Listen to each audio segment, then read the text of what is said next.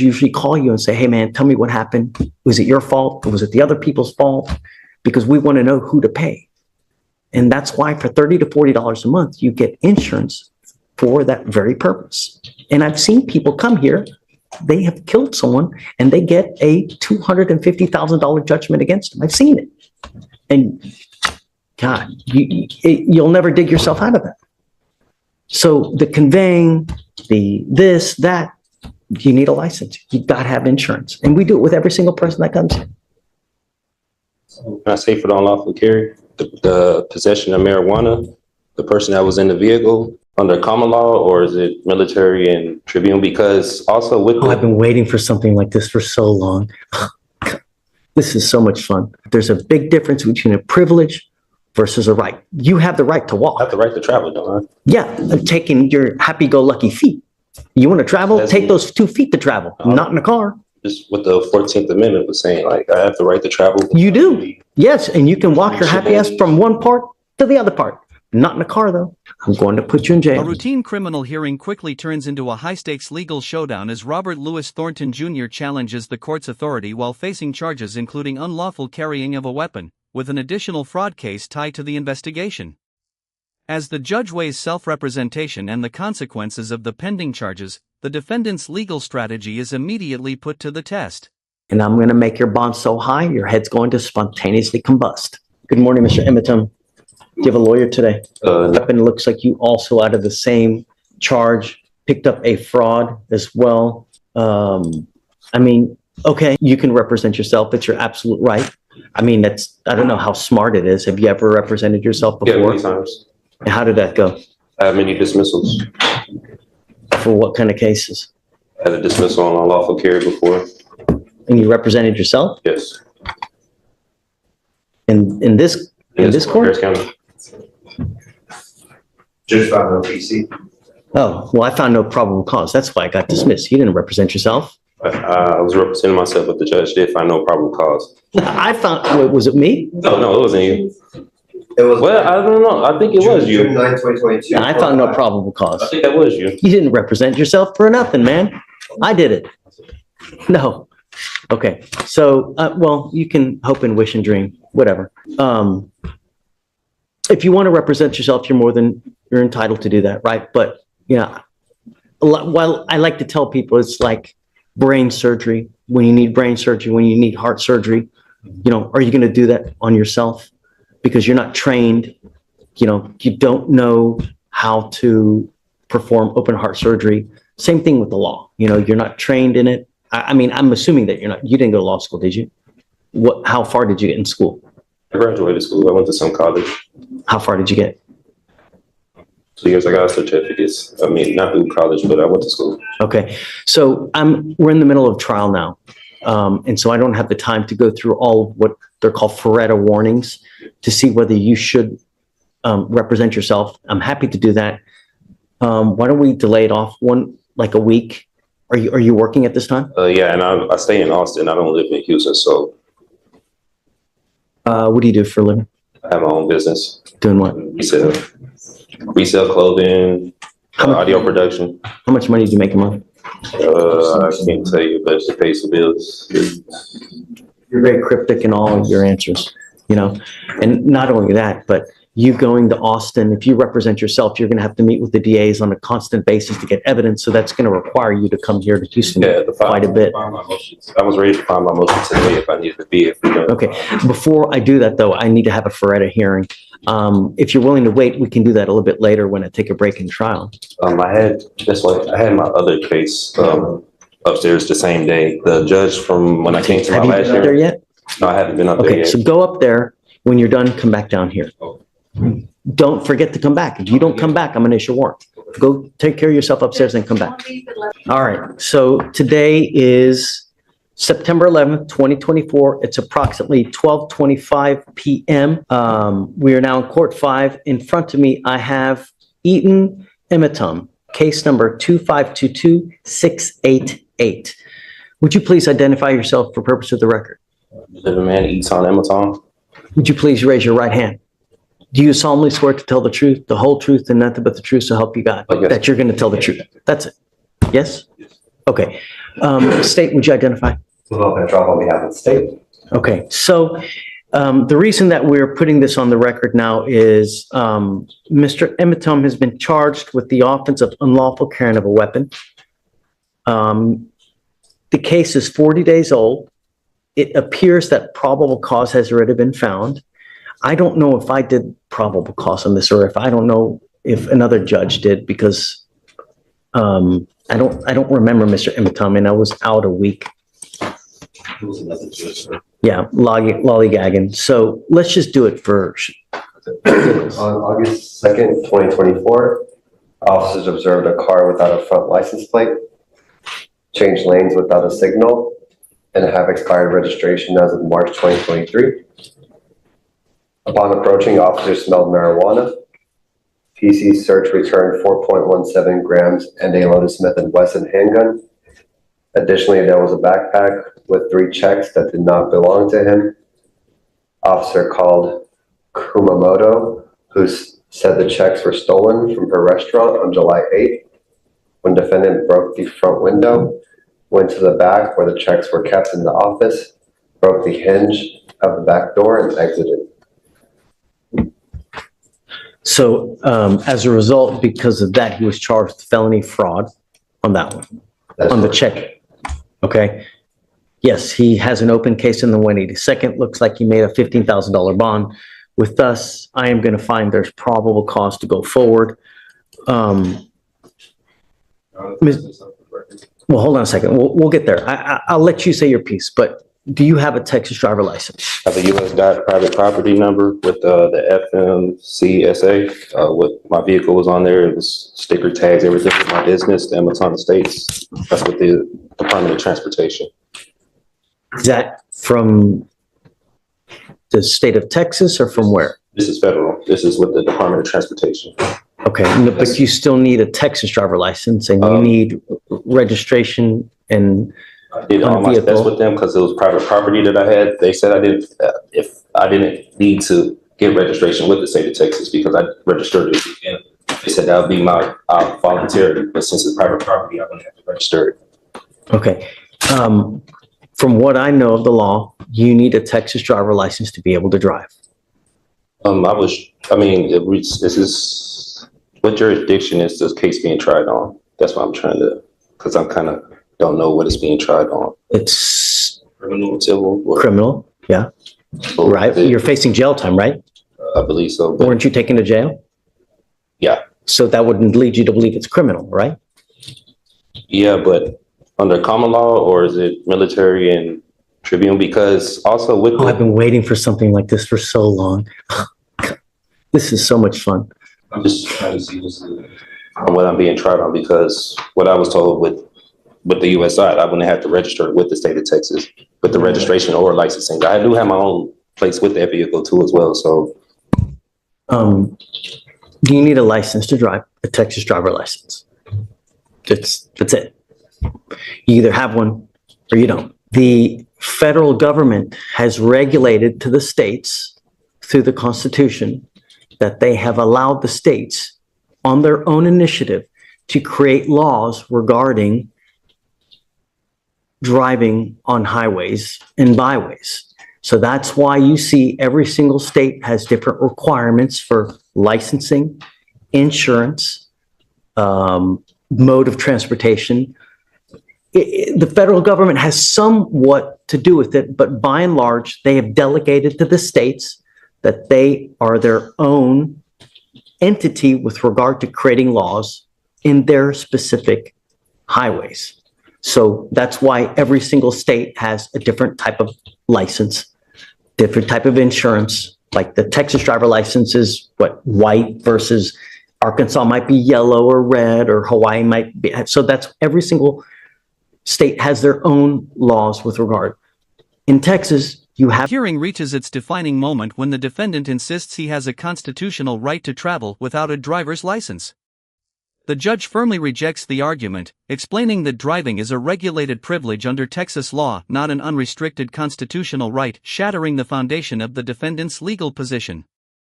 The hearing ends with a strict judicial warning. To have a Texas driver license, you also have to have liability insurance as a minimum in the event that you get into an accident. Those are the two main requirements that you need to drive. If you're going to drive a vehicle, it also has to be registered so that they know that you're driving the vehicle and that you own it or have the right to have that, so it's not a stolen vehicle. I own the vehicle and everything. When I was here the last hearing with the judge, like what he was saying, he said that when it had applied to me, but he was going to see what they were going to say about the other court, about the probable cause of stopping me, because he said registration when it had in the front license plate, when it had applied to me. It does apply. It applies to everybody. Everybody has to have a back license plate. They also have to have a front license plate. And so much, they also tell you where it has to be on the car. They regulate, you can't put it in the windshield. State, right? State. Yeah. Right. They tell you where it has to be. You can't put it on the windshield. You can't put it on, like on, what's it called? On the light. It's got to be right there. They even tell you how many centimeters it's supposed to be from the street to the actual place on the car. That's how bad the state of Texas micromanages all these things. They even tell you how many damn centimeters it's got to be on the car. So you have to have a front license plate. You got to have a license, got to have insurance. So if you don't have that, you can't drive. And that's it. Yeah, I stated to him I was traveling. I wasn't arguing with him, but I was traveling. I wasn't making commerce. I used to do medical transportation, so I'm kind of aware with licensing and registration and everything. That's why with my private vehicles, I did that with the U.S. DOT instead of the state.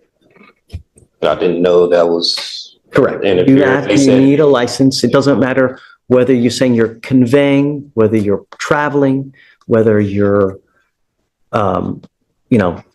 driving. It's a privilege. It's not a right, right? There's a big difference between a privilege versus a right. You have the right to walk. I have the right. You want to travel? Take those 2 feet to travel, not in a car. Just what the 14th Amendment was saying, like I have the right to travel. You do. Yes. And you can walk your happy ass from one part to the other part. Not in a car, though. Not without a license and insurance. Was on there from what I did this with the Department of Transportation. They said automobiles were on there, carrier, bicycles. They're wrong. I'm just telling you now, they're wrong. Whoever told you that, whoever, where you got that, it's complete. Because imagine this, Mr. Emiton, and I've seen this before. Imagine that you get into an accident, right? And you kill a 5-year-old kid. What's going to happen at that point? Whoever owns that car, the other people, they're going to come after you. They're not going to go after they're going to come after you. The first thing they're going to do is, do you have insurance? And if you don't have insurance, they're going to sue you.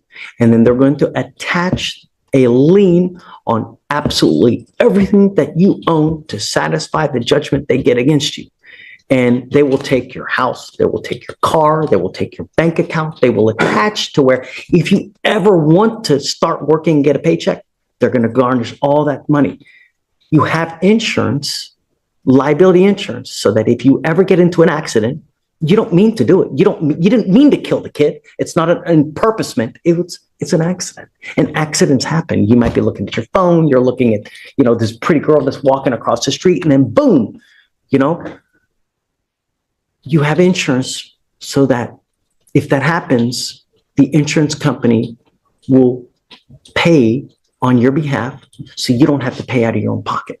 And they will even give you a lawyer to represent you on your behalf, because that's what you pay for when you get insurance.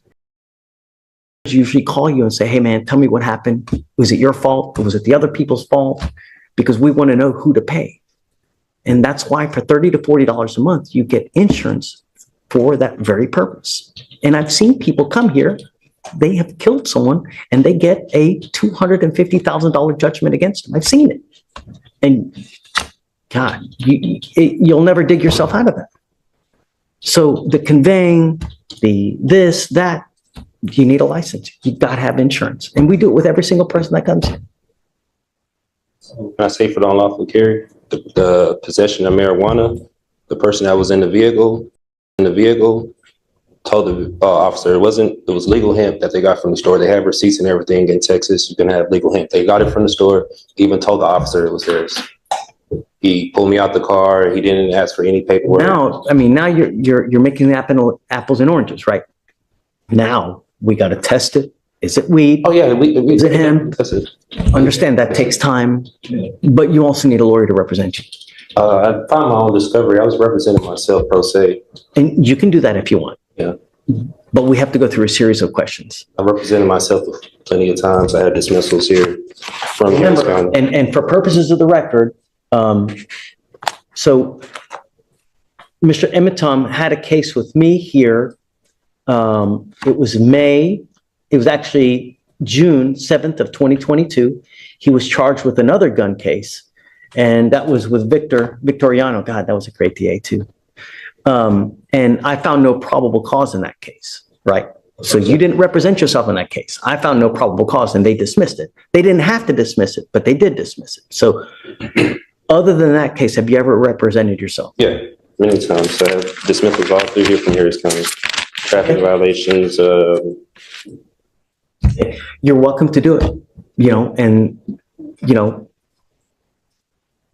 who's one of the worst, who's one of the best presidents that in history that you can think about right now? Beautiful to me right now. You can't think of one good president that we've ever had? I don't know any. Abraham Lincoln, he wasn't good? I never met him. I don't know about him at that time. Abraham Lincoln said something. He goes, you know what? He who represents himself has a fool for a client, meaning that when you represent yourself, there is an inherent conflict and there's an inherent bias, and you may not be able to see things objectively, meaning that you have your heart, you've got your soul into this case. So you may not be able to see from an outside position if they're saying something that makes sense. You're absolutely entitled to represent yourself. And if you want to do that, you're more than welcome to it. And I have no problem with you doing it. You need to understand, though, if you represent yourself, you can't come at a later day and say, you know what? I had ineffective assistance of counsel. My lawyer sucked. Well, you represented yourself. You now can't complain about that. If you go to trial and you lose and I end up putting your butt in jail for a year, you can't complain. You're stuck like Chuck for a whole year because that's what you're facing. You're facing a year in jail and you got a bunch of other documents too so My discovery from that last month that I filed. well, let's do the question. So what is your full name? Eton Chizuroke Amaton. Okay. How old are you? I'm 34. Where were you born? In America. Were you born here in Houston? Were you born in, do you understand that? What that means is that you cannot appeal this thing. If you're found guilty and you go to jail, a lot of lawyers or a lot of defendants like to claim, sorry guys, I'll be 2 minutes. A lot of lawyers, a lot of defendants like to blame their lawyers for screwing up. And they say, hey man, my lawyer messed up. I can tell you, that's the number one thing that defendants complain about. And probably, I don't know this for sure, but I would suspect probably the number one reason why cases are overturned because of ineffective assistance of counsel, meaning that a lawyer, for one reason or other, messed up so bad that their cases have to be redone. You cannot complain about that at a later time. I've seen that many times. That's why I'm representing myself. But you can't, if you mess up, you cannot appeal this thing. Do you understand? Once, and if you are found guilty, that's it. Do you understand?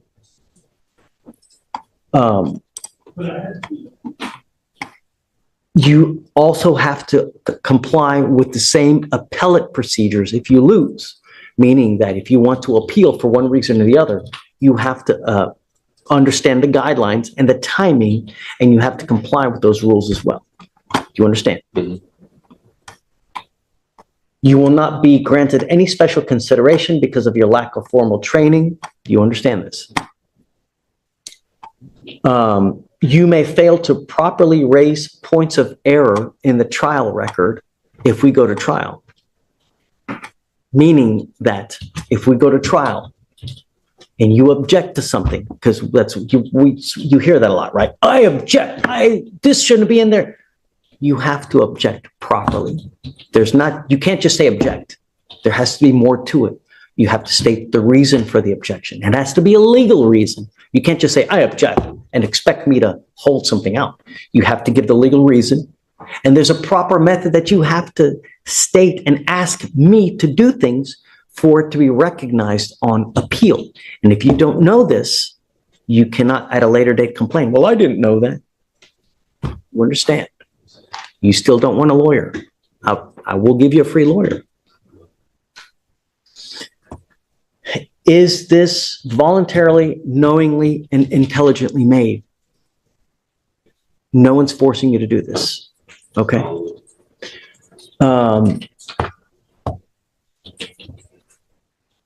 Knowing all this, are you sure that you still want to represent yourself? I got to tell you, I think that you look like a great guy. You look like you're upstanding. I have no problems that you represent yourself. Understand that you need to be careful what you tell them, though. Everything that you say, even if you think you're hurting yourself by admitting one thing or the other, you could be hindering your case, meaning hurting your case, even if you think you're helping yourself. Do you understand? I'll make you a deal. If at any time you want a lawyer, all you got to do is ask and I'll give you one. Really. If you ever feel like you're under the gun, that you feel like someone's taking advantage of you, I'm happy to give you a lawyer at any time. I want you to understand now, as a condition of your bond, though, I'm ordering you not to drive until you have a Texas driver license and a liability insurance. I'm ordering you not to drive. And I'm going to have you sign with me today an affidavit promising me you're not going to drive. If I find that you drive, I'm going to put you in jail. Do you understand? Travel, I have personals. Okay. You are not allowed to get into the driver's seat of a car and drive, convey, travel, however you want to term it. You cannot do that. And if I find that you do that, I'm going to put you in jail and I'm going to make your bond so high, your head's going to spontaneously combust. Do you understand? That waiving my rights to anything? Or No, but I'm telling you that you can't drive, convey, get into the driver's seat of a car. If you do, you're going to go to jail because I will revoke your bond. Do you understand? If you give me 5 minutes, let me take a look at it. And then I'm going to give you a copy so that you can look at it as well. Pavel, I'm printing it out for you if you want to just take a look at it real quick. Bond. The defendant is ordered not to drive until he obtains a valid Texas driver's license and liability insurance, with the judge warning that any violation will result in bond revocation, jail, and a substantially higher bond. The ruling underscores a fundamental principle of criminal procedure. Court orders are enforceable, and ignoring them carries immediate legal consequences.